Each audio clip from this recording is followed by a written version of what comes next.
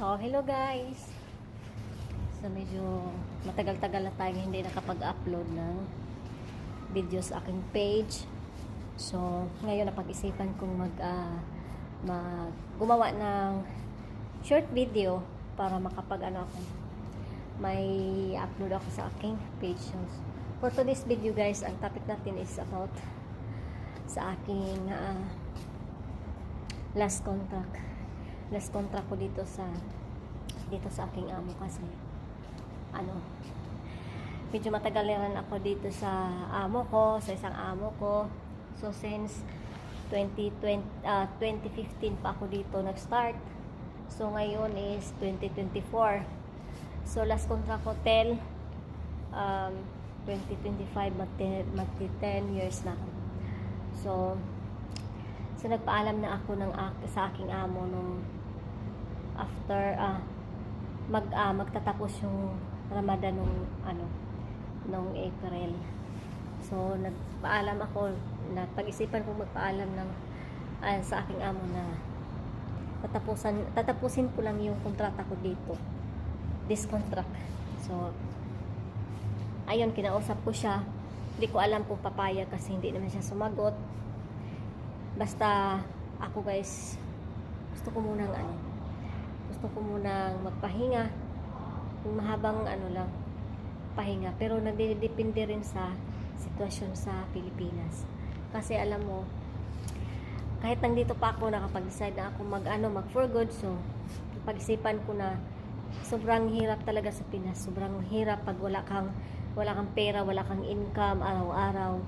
Tas wala pang sure sa kalagayan natin sa Pinas. So, basta sinabi ko na sa kanya na lang muna ako.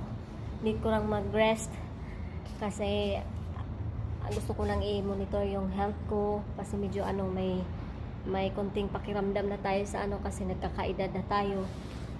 So, inaantay ko pa yung desisyon ng aking amo kasi hindi pa siya makasagot.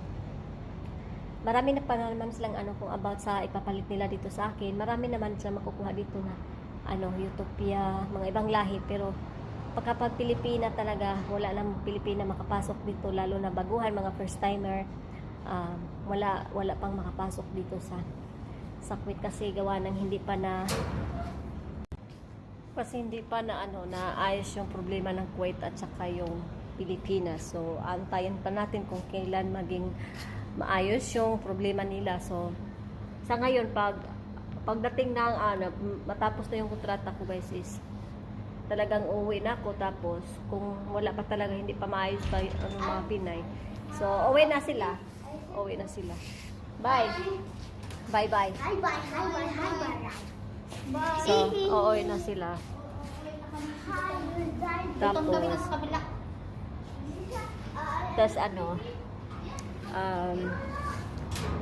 yun nga, kukuha na lang sila ng Pinay, sampilitan kukuha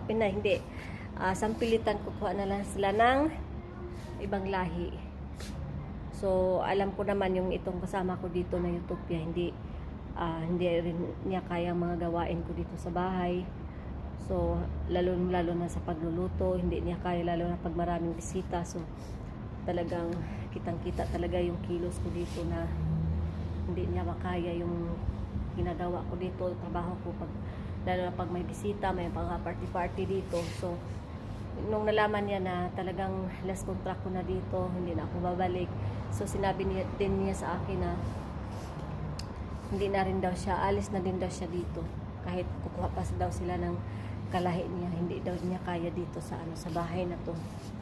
So alam niyo guys, gusto ko lang sabihin sa inyo, sa lahat ng naging katulong nila dito sa bahay na to, mga ibang lahi.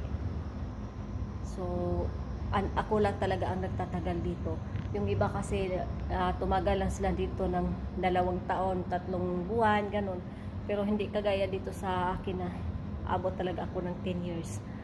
So pero naman, blessed naman din ako sa kanila guys, kasi kahit maraming trabaho, hindi basta-basta yung trabaho ko dito, is mabait naman din yung mga anak. Pero yung about naman sa nagiging amo ko, yung matanda na balo, minsan magkasagutan kami kasi yun nga matanda na, so alam mo naman yung mga lahi nila is mag-ano talaga sila, bunga era, lalo na pag maraming tao. So hindi naman siya ganyan yung amo ko, hindi naman siya bunga era sa akin kasi alam na niya yung ugali ko, nasasagot talaga ako lalo na pag wala na siya sa tama, so sinasagot ko yan.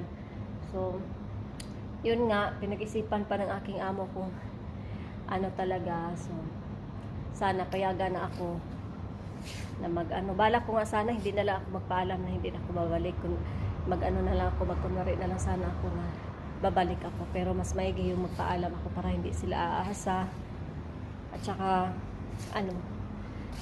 para aalis ako dito ng malinis talaga, ayos na ayos. So i-update ko na lang din kayo guys sa malapit ng pag halimbawa may ticket na ako, i-update ko na lang din kayo. So thank you, and lalo na sa akin katulad ko na OFW, so tiyaga lang tayo, laban lang sa hamon ng buhay. So ganyan talaga guys.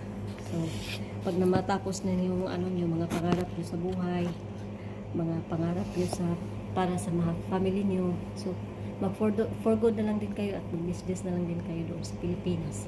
So thank you guys, ingat-ingat, God bless, and